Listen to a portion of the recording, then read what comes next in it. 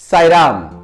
भगवान श्री सत्य साई बाबा के अनेक चमत्कारों को मैंने अपने आंखों से देखा है और हजारों कहानियां मैंने अपने कानों से सुना भी है, लेकिन उनमें से सबसे दंग करने वाले चमत्कारों में से एक ये है। ये जो अनुभव है, ये अनुभव ऋषिकेश, हिमालय, मद्रास या चेन्नई और अपने पुट्टपर्थी में ही हुआ था और ये अनुभव होने के लिए 20, 25, 30 साल लगे थे। मैंने सबसे पहले ये अनुभव को अपने एक क्लासमेट, अपने एक मित्र से सुना था।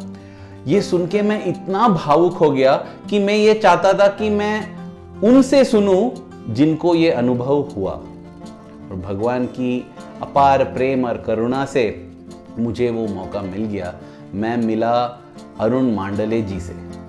उन्होंने जब मुझे अपनी अनुभव सुनाए तो बस मैं आश्चर्यचकित और दंग रह गया। और मैं ये अवश्य जानता हूं कि ये कहानी सुनने के बाद आप भी आश्चर्यचकित और दंग रह जाओगे।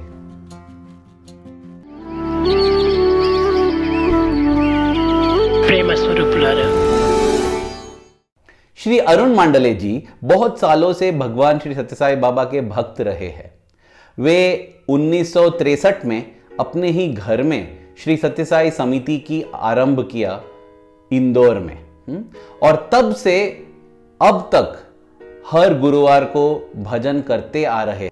1963 से 32 साल बाद 1995 में जब वे अपने घर बदल चुके थे, वे अभी रामबाग में रहते थे इंदौर में, तब भी हर गुरुवार को भजन करते थे।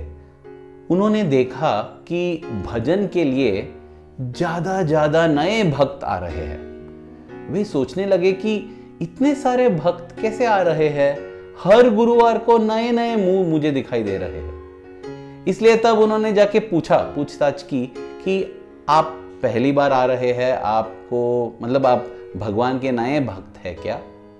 तब वे सभी ने एक ही उत्तर दिया कि देखो, हम इंदौर के रेलवे स्टेशन में एक साधु बाबा से मिले और वो साधु बाबा ने कहा कि अगर आप मन की शांति और आनंद चाहते हो तो ऐसे ये एक एड्रेस है, अरुण मांडले जी है, उनके घर में जाओ और भजन करो। ओहो। और कई लोगों ने बताया कि वो साधु उनसे बस स्टैंड में मिले थे, कुछ लोगों को ये साधु बाजार में मिले थे।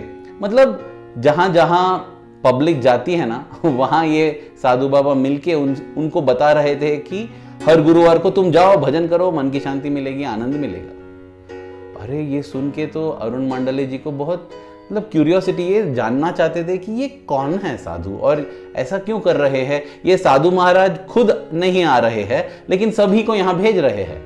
एक दिन अरुण मांडले जी के एक मित्र थे, जाड़िया जी। उन्होंने बताया कि जब मैं ऑफिस जा रहा था आज, मैंने देखा कि रेलवे स्टेशन में, इंदौर के रेलवे स्टेशन में एक साधु महाराज बैठे हुए थे। उनके सामने काफी लोग बैठ के सत्संग कर रहे थे और मुझे लगता है कि यही वो साधु है जो इतने लोगों को आपके घर भेज रहा है। तब मांडले जी ने उनसे पूछा कि जब तुम आज जाओगे ना काम के लिए, इस साधु बाबा से मिलो और पूछताछ करो, अगर वो ही है तो मैं उनसे जाके मिलना चाहता हूं। शाम को जाड़िया जी साधु बाबा से मिले और उनसे बताया कि देखो, ऐसे एक अरुण मांडले जी है जिनके घर में हर गुरुवार को भजन होता है। तब साधु बाबा ने कहा, हाँ मैं जानता हूं, मैं काफी लोगों को वहां भेजता भी हूं। हाँ। तब जाड़िया जी ने पूछा कि क्या अरुण मांडले जी आपसे आके मिल सकते हैं कल? अवश्य, क्यों नहीं, मैं यहीं पर हूं, जब चाहे जो चाहे आके मिल सकते हैं। तो इस प्रकार अगला दिन अरुण मांडले जी अपने बेटी सुरभि के साथ चल पड़े रेलवे स्टेशन की ओर। और जब इन्होंने देखा उधर साधु बाबा बैठे हैं, उन्होंने अपने बेटी से कहा कि देखो बेटी, जब तुम उनके पास जाओगी ना, उनके पैर पड़ना, उनका आशीर्वाद लेना। वैसा ही हुआ। छोटी बिटिया जो थी पैर पड़ी और उसके बाद अरुण मांडले जी साधु बाबा का पैर पड़ने वाले थे। तब साधु बाबा ने कहा, रुक जाओ, तुम मेरे पास मत आओ। अगर मेरे पास आना चाहते हो तो मेरे 2 शर्त है, वो मुमकिन है तभी तुम आ सकते हो। ठीक है बाबा जी, बताओ क्या है आपके 2 शर्त? पहला शर्त यह है कि तुम मेरे पैर नहीं पड़ोगे। ठीक है, अरुण मांडले जी ने सोचा कि शायद मेरे भाग्य में वो नहीं है। उसके बाद उन्होंने कहा कि दूसरी शर्त यह है कि मैं तुम्हारा पैर पड़ूंगा। बाप रे, साधु महाराज जी पाद नमस्कार मांग रहे हैं।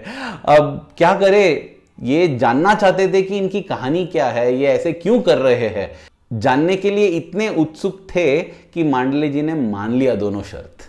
और उसके बाद जब वे साधु महाराज के बाजू में बैठे हुए थे, तब इस साधु महाराज ने अपनी कहानी सुनाई। ये 1957 की बात थी, जब भगवान श्री सत्य साई बाबा गए थे स्वामी शिवानंदा जी के आश्रम में ऋषिकेश में। तब ये जो साधु महाराज थे ना, वे एक 12 या 13 साल के बालक थे। उनके पिताजी जब वे 6 साल के थे ना, तब उनको शिवानंद महाराज जी के पास सौंप दिया था और उन्होंने कहा था कि बेटा देखो, आज से तुम्हारे माता पिता दोनों शिवानंद महाराज जी है, आप उनके साथ ही रहो, वो जो कहते हैं वो मानो और तुम्हारी प्रगति होगी, तुम्हारी उद्धार होगा, तुम्हारा प्रगति होगा, तुम्हारा उद्धार होगा। यह कहकर छोड़ दिया था पिताजी ने स्वामी शिवानंद जी के साथ। तो ये छोटा बालक उस उम्र से, 6 साल की उम्र से ही ध्यान, भजन, साधना ये सब करके आ रहा था। और जब ये 12-13 साल का था, तब भगवान श्री सत्य साई बाबा आए थे आश्रम में। अगर हम इतिहास के पन्नों को खोलते हैं तो हमें ये पता चलता है कि उस समय शिवानंद महाराज जी एक व्हीलचेयर में ही बैठे हुए थे, क्योंकि उनका पैर ठीक नहीं था, दोनों पैरों में कुछ प्रॉब्लम था। इसलिए स्वामी जो है, अपने स्वामी 32 साल के होंगे, स्वामी शिवानंद महाराज जी का व्हीलचेयर जो है उसको इधर उधर लेके जा रहे थे। और पूरा समय शिवानंद महाराज आनंद में थे। शिवानंद जी किसी से बात ज़्यादा नहीं किया उस समय, लेकिन उसके बाद अपने शिष्यों को सबको बताया कि ये जो आए हैं ना, ये भगवान कृष्ण थे, ये मेरा कृष्णा है, ये मेरा कन्हैया है, ये मेरा लाल है। और सभी शिष्यों ने ये भी देखा कि जाने से पहले ये जो साईं बाबा थे ना, भगवान श्री सत्य साई बाबा हमारे स्वामी, उन्होंने शिवानंद जी का पैरों को ठीक कर दिया था। जब स्वामी निकले ऋषिकेश से, शिवानंद जी चल रहे थे, वे कोई व्हीलचेयर में बैठे हुए नहीं थे। उस समय से ये 12-13 साल का बालक जो है वो स्वामी को महसूस करने लगा। जब भी वो बैठता था ध्यान में, अपने भ्रूमध्य स्थान में स्वामी को देखता था और उसको लगा कि स्वामी जो है वो भी एक महान योगी होंगे, हिमालय में रहने वाले, इसलिए तो अपने गुरुजी से मिलने आए थे।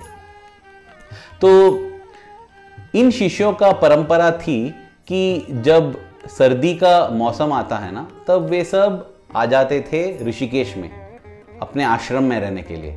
लेकिन गर्मियों में वे हिमालय चले जाते थे, अपने अपने गुफा में बैठ के साधना करते थे, तपस्या करते थे, साधना से ज्यादा तपस्या, ध्यान करते थे। तो ग्रीष्म ऋतु में ये बालक भी हिमालय जाता था। एक दिन ये साधु ने देखा कि उनके पास ये अग्नि पेटी, मतलब ये मैच बॉक्स नहीं था।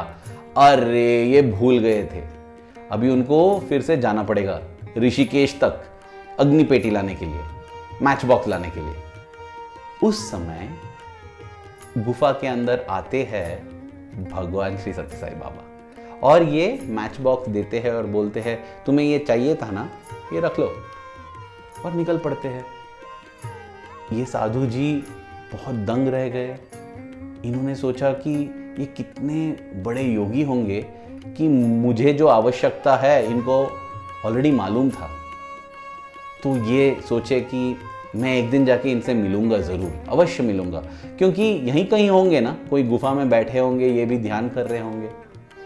एक और बार ऐसा हुआ कि वे भूल गए थे दूध लाने के लिए। वहाँ दूध फटती नहीं है, खराब नहीं होती है, क्योंकि बहुत बहुत ठंड है ना, तो दूध का ये लोग पैकेट रख लेते हैं, ये सब योगी और साधना तपस्या करने वाले, और जब चाहे पी लेते हैं ना। दूध भूल गए थे, लेकिन उस दिन भी स्वामी आए गुफा में, दूध दे के चले गए। अब ये साधु महाराज ने निर्णय कर लिया कि अगली बार मैं खुद जाके मिलूंगा स्वामी से, ये जो स्वामी जी है इनसे मिलूंगा। तो निकले अपने गुफा से एक दिन, ढूंढते ढूंढते गए, कहीं भी नहीं मिले उनको भगवान श्री सत्य साई बाबा। उस समय वे नाम भी नहीं जानते थे, वे बस रूप जानते थे स्वामी का। इन्होंने ऋषिकेश में एक बार देखा कि कोई एक आदमी बैठ के ये जो चित्र और फोटो सब बेचते रहते हैं ना, उनमें से एक चित्र स्वामी का भी था।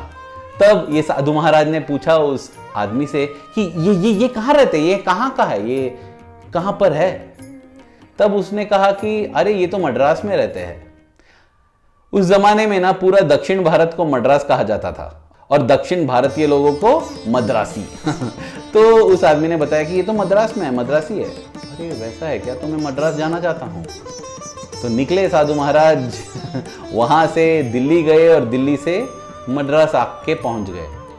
जब मद्रास रेलवे स्टेशन में उतरे ना, उनको अब मालूम नहीं कहाँ जाना है ढूंढने के लिए। फिर से उन पर भगवान की कृपा थी कि उन्हें एक और दुकान मिला जिसमें भगवान श्री सत्य साई बाबा का फोटो रखा गया था। अब उस दुकानदार से साधु महाराज ने पूछा कि बताओ ये कहाँ रहते हैं। और ये सब कहानी ना, ये साधु महाराज अपने कहानी सुना रहे हैं अरुण मांडले जी को। तब ये दुकानदार ने कहा अरे तुम मद्रास आ गए, नहीं नहीं तुम्हें बैंगलोर जाना चाहिए, बैंगलोर से तुम्हें धर्मावरम जाना चाहिए, धर्मावरम से हर रोज काफी सारे बस निकलते हैं पुट्टपर्ती की ओर, तुम्हें धर्मावरम से पुट्टपर्ती जाना होगा और पुट्टपर्ती में तुम्हें स्वामी मिलेंगे। हाँ, अब ये साधु महाराज खुश हो गए और निकल पड़े। वैसा ही बैंगलोर गए, बैंगलोर से धर्मावरम। जब वे धर्मावरम पहुंचे ना, बहुत देर हो गई थी, अंधेरा छा गया था, तो आखिरी बस निकल चुकी थी पुट्टपर्ती के लिए। उस रात को उधर ही रेलवे स्टेशन पर सो गए, प्लेटफॉर्म पर।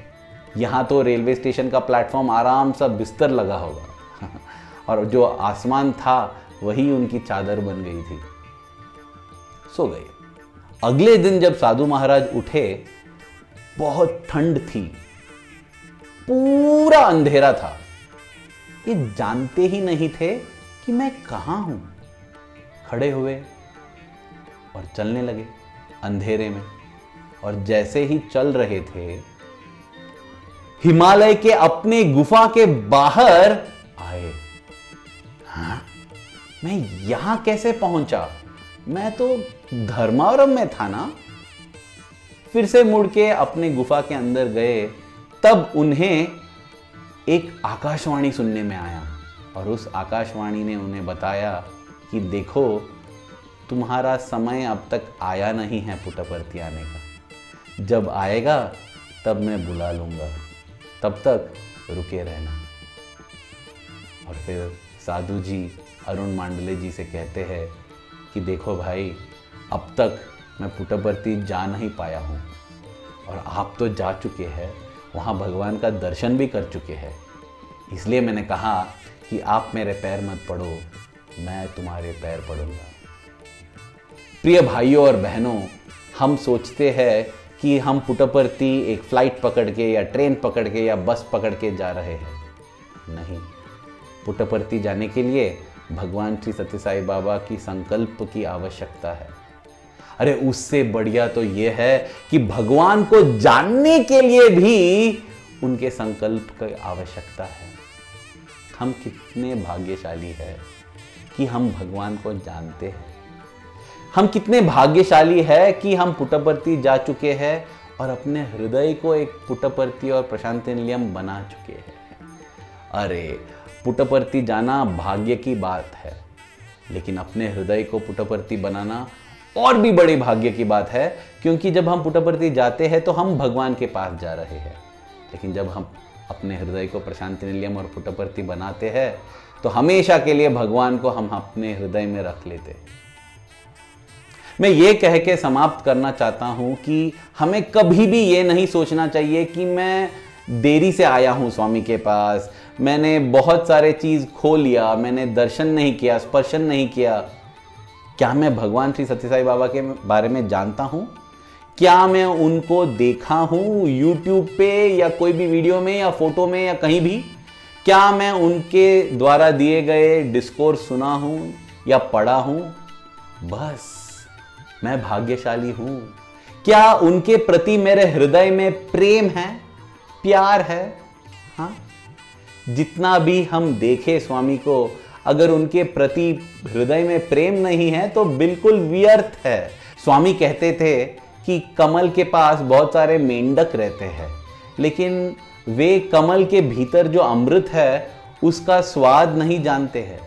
लेकिन जो मधुमक्खियां हैं वे दूर से आते हैं और कमल के भीतर जो अमृत है उसको ले जाते हैं। हमें भी वो मधुमक्खी की तरह बनना होगा, और वो है स्वामी का प्रेम प्राप्त करना और स्वामी के प्रति प्रेम रखना हृदय में।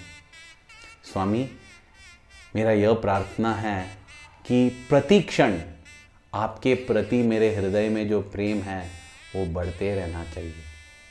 धन्यवाद। साई राम।